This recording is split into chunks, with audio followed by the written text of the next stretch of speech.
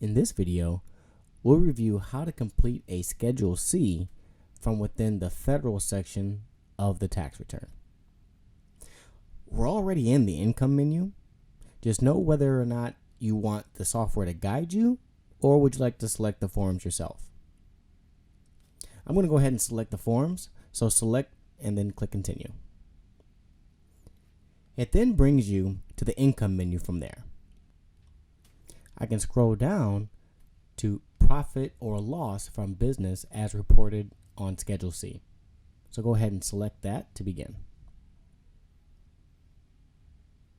From there, you can enter the company information as well as the business code and description of said business.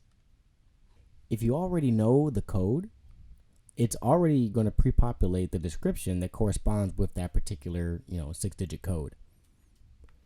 If you are uncertain about what the code is, there's a link to a PDF of different classifications that can help you if you're unsure. So from here, what I need to do is put in the relevant information for the taxpayer's business. So that includes the business's name, address, zip code, etc. And when we're done with that input, we're going to scroll down to the bottom of this page, select continue, and that'll save the Schedule C that we just entered. And from there, it takes you to the Schedule C menu. You do have some questions that you can go to and answer. We have them pre-answered based off of what it is most typical with a Schedule C. For example, which accounting method did the taxpayer use for the self-employed business? Was it cash versus accrual? What did they use to value their inventory? So there's a couple of options you can do to select the relevant information for the self-employed business, but we're just going to keep it short and simple and click continue, and that'll save where we're at so far. It then takes us to the income menu, which you'll have to enter, and this is where you're going to be able to itemize or enter, sales for types of income that has been accrued through the operation of the business over the last tax year.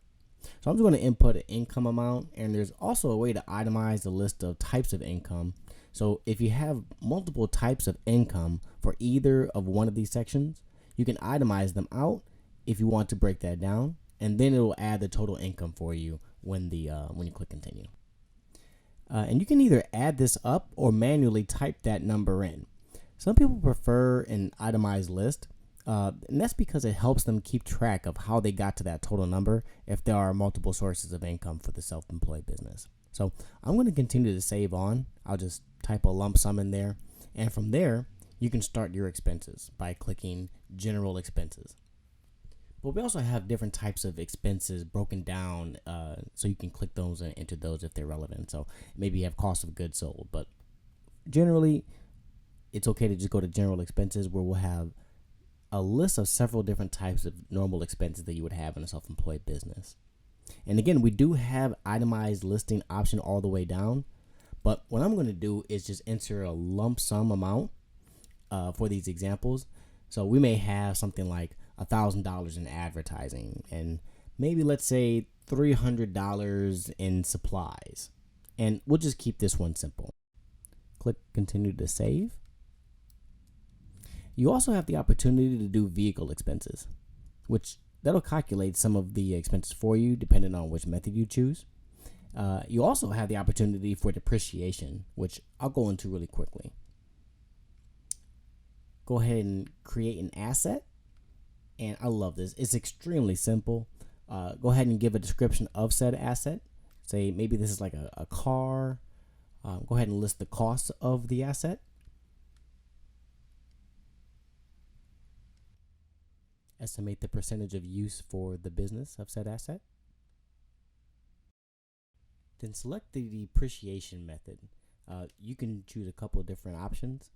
You can do mileage, so that it'll take some of that extra expense off of there for you.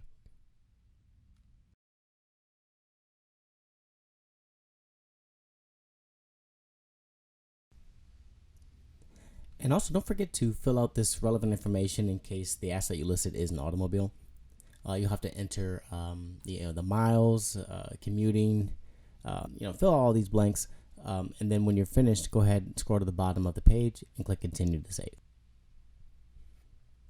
And once that's completed, you will then be able to see your asset that you just created listed here.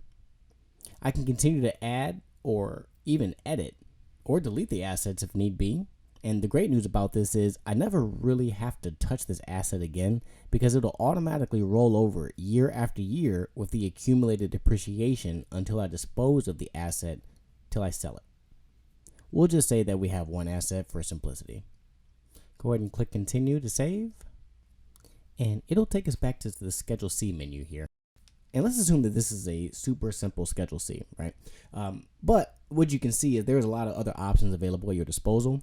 One thing I also see a lot of people use is expenses for business use of your home.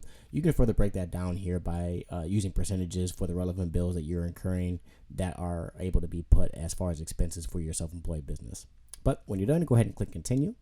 And it's going to take you back to this kind of main menu for the Schedule C. And here is going to give you like a general breakdown of the income versus expenses and what your net income might be. And as you can see over here on the right, we also have an updated refund summary or calculation for this tax return so far. Once you're done, you can simply select continue and it'll drop you back to the income menu.